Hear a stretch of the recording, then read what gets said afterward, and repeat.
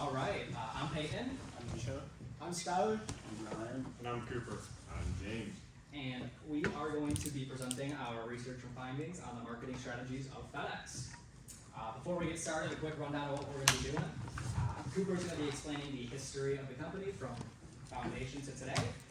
Misha will be leading the analysis of the marketing environment for FedEx. Skylar is going to be highlighting the marketing objectives. And then James and Ryan are going to be exploring the 4 Ps, the marketing mix, and the SWOT analysis respectively. And I will be exploring the case studies. So I'll pass it over to Cooper to explain the history. Alright, starting to talk about the history of our company, we'll start by looking at our founder, Frederick W. Smith. Frederick attended Yale University in 1965. While there, he wrote a paper proposing a revolutionary way to accommodate time-sensitive shipments. Later on, in 1971, Federal Express was founded in Little Rock, Arkansas. A few years later, in 1973, they had their first day of operations in Memphis, Tennessee. Now, you may ask why Memphis, Tennessee. This was due to the central location in the country, making shipping and packaging much more efficient and effective, as well as consistent weather rarely closed down the airport. On that first day of business, they delivered 186 packages via 24 aircraft throughout 25 different countries.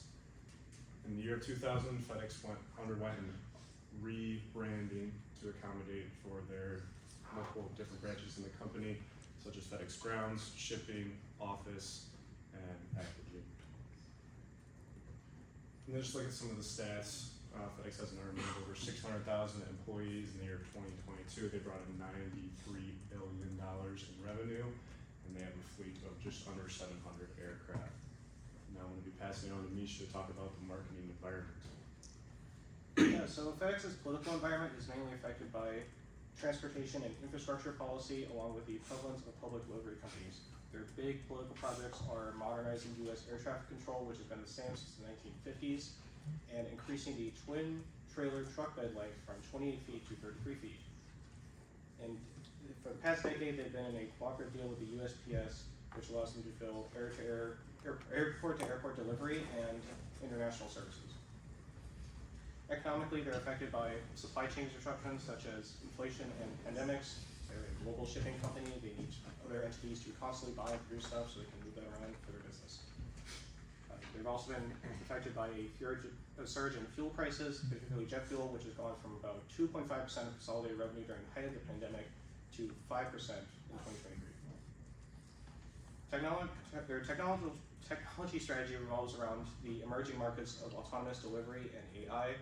They have partnered with the Memphis, Tennessee International Airport and the U.S. Department of Transportation to test drone delivery, and have partnered with Aurora and Picard to test self-driving trucks. Through their FedEx DataWorks program, they use machine learning algorithms to generate shipping routes and process packages. Legally, they're affected by export and import controls and employment law.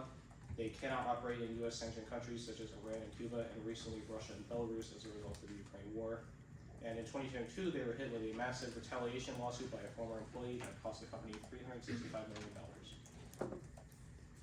Culturally, they're impacted by the push towards e-commerce and the push for DEI initiatives. They expanded FedEx International Express to Europe, the Middle East, and Asia, and partnered with the international shipping label company Ship&Co. Their company is very diverse. They have 61% of their U.S. employees are minorities, and they've donated millions to historically black colleges and offer a tuition reimbursement program for their package handlers, which is their most diverse workforce. Ecologically, they're impacted by inclement weather delays and the push for green business practices. In 2022, they had to cease operations in Florida during Hurricane Ian, and in that same year, they were warning of delays throughout the U.S. and Canada due to a massive winter storm. Because they've recognized their impact on the environment, they have committed to electrifying half of their express trucks by 2025, their entire ground fleet by 2040, and their packaging is 100% recyclable, as seen in that slide. Now I'm going to pass over to Skylar for the marketing objectives analysis. Thank you, Misha.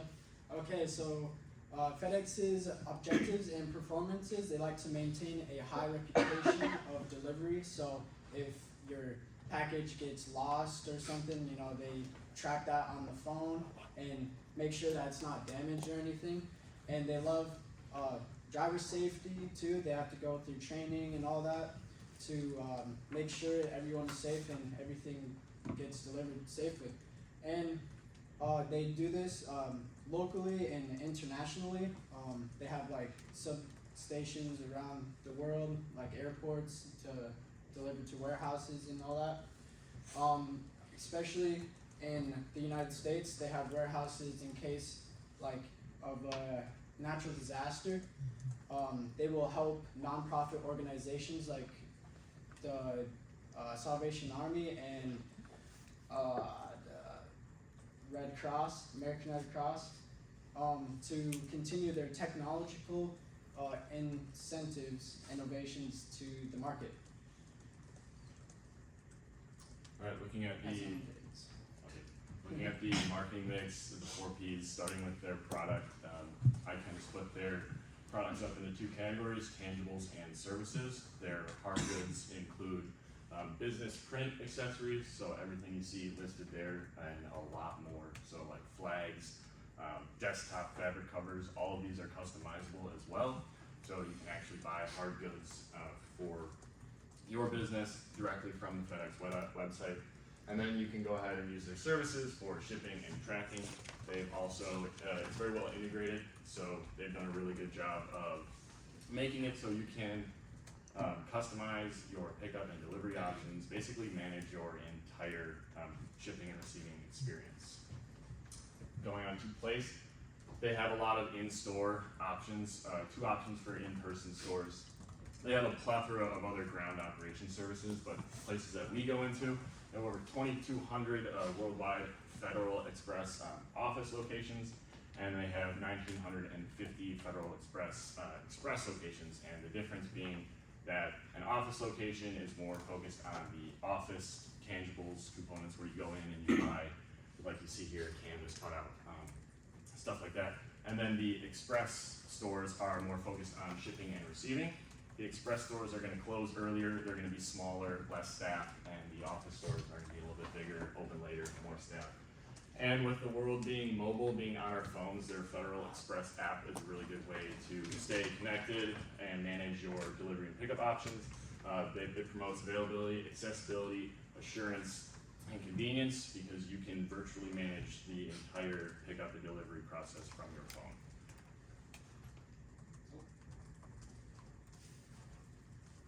Should be pressed. Oh, there was a picture there. But price, they have a set price for tangibles for their hard goods, so you can pay as little as 6 cents for something like an envelope or $10 for some blueprint paper. But then you can also spend thousands of dollars if you have a big shipping freight order. And they have a set rate for shipping. Like I said, set price for tangibles, set rate for shipping, and that rate depends on a lot of things. Everything you see here, so the size of what you're shipping, the weight, the location, where you are, where you want to ship it to, domestic or international. Also things like COVID-19, the global pandemic, the supply chain issue, fuel costs are a big one as well, and any special care requirements for that package. We'll affect the price on that. Promotions, FedEx has established themselves as a global company, so to maintain that global presence, they partner and sponsor global brands and associations. They partner with Microsoft. This is the ATP Tour, the Association for Tennis Professionals. They do a lot of this kind of stuff. So when you're watching a football game, you're watching an NBA game, those banners on the sides of the stadiums, just to get their name out there. You see FedEx. And then they're also responsible for sponsorships like this. The number 11 car, Danny Hamlin, drives for NASCAR. So you're watching a NASCAR race, you're looking at FedEx on the hood the entire time. So getting their name out there, just keeping it out there, maintains that global presence. And it's a good way to segue into their target market, which is really all people and businesses with logistical needs. Turn it over to the SWOT analysis. So now we're going to do a quick rundown of the SWOT analysis for FedEx. Starting with their strengths, they're going to specialize in their time-sensitive air freight, which will allow them to move packages almost anywhere globally overnight. They do this through their expansive global network that involves around 220 different countries with land, air, and sea cargo. And FedEx is also committed to continued technological advancements, including things like AI, which they're implementing into packaging and sorting. Due to this continued technological advancements, they suffer from high operating costs, but the good news is they're working to reduce that, and they're at about a 2% reduction from last year. They also have a large dependence on the American market, with about 68% of their revenue coming from America. They have many opportunities, one being to strengthen their international presence, especially in places like Africa and Asia where they don't have a strong hold, and they can do this through their already existing expansive market. They can also commit to more sustainable business practices like saving on jet fuel and reducing carbon emissions, which would not only help the business and the planet, but also drive up brand recognition for the public. FedEx is threatened by tight competition in the market, both domestically and internationally. The UPS being the largest competitor here in the United States, and then DHL being their largest competitor overseas. And then finally, FedEx can suffer from political uncertainty, as Misha kind of touched on, and we're already seeing that in places like Russia and Afghanistan, where they've had to pull out of their business or even completely halt it due to conflict or uncertainty. And then I'm gonna hand it to Peyton for the case study. Alright, so our case study of a competitor focused on the United Parcel Service, better known as UPS. And a brief history of UPS is in order to understand the differences between them and FedEx's marketing strategies.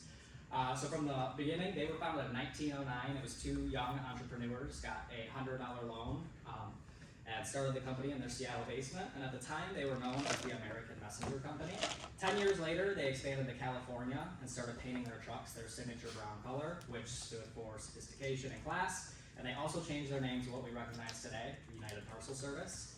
By the 1930s, they expanded to the East Coast, starting in New York. And by 1950, they offered parcel delivery services for individuals and businesses in most major US cities. And then in 1975, they earned themselves the moniker the Golden Link, as in this year they were officially able to announce that they could deliver to every address in the continental US. And they also started venturing into expansion abroad as they started offering some services in Toronto. In 1985, they start to look a lot more similar to what we see today. They are able to offer next day air delivery service to every address in the US, including their territories. And they also start their global expansion as they start offering limited services in some European countries. And by 1999, UPS went global. And this was a commitment to their dedication to continue innovating as the leader in the parcel delivery field, as well as to be a successful global corporation. Now, getting that very early start in the parcel delivery service allowed them to get their foot in the door, and they have maintained that stranglehold on the market, especially domestically. When we look at the market share between the different parcel delivery services, we can see UPS has a 60% share, while their next closest competitor, being FedEx, only has a 25% share, about half the size. And when we look at UPS's revenue a little bit further, 60% of their revenue comes from domestic package delivery, 20% from international, and 17% from supply chain and logistical management services offered to businesses large and small. Something not highlighted in this pie chart here is that of that 63% domestic revenue, 11% of that comes from one customer with one contract, which is Amazon. And this has especially become a glowing vulnerability since recently Amazon is starting to face a massive antitrust and anti-competitive practice lawsuit. So it's uncertain how negatively this is going to affect UPS in the future. Some quick similarities between the two: they both offer online tracking services, so customers can track their stuff from creation to completion. They're both extremely reliable and have very high customer satisfaction ratings, though UPS is a little bit higher.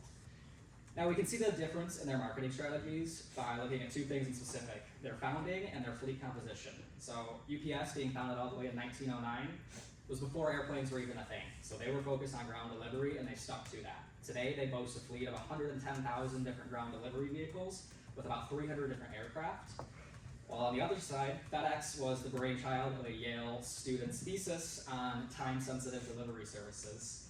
And we can also see that they do have a ground fleet of 50,000 vehicles, which is nothing to scoff at, but what's really impressive is their 700 plus fleet of aircraft, which has allowed them to lean into their specialties. UPS's being that domestic ground delivery services, and FedEx being their large, time-sensitive business-to-business services typically.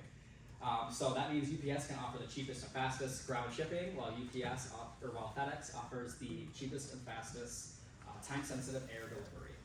So what we can learn from this is that FedEx should lean into their strength at time-sensitive air delivery. UPS has such a long lead on the domestic ground market that it's definitely more worthwhile for FedEx to continue investing in what they're already good at.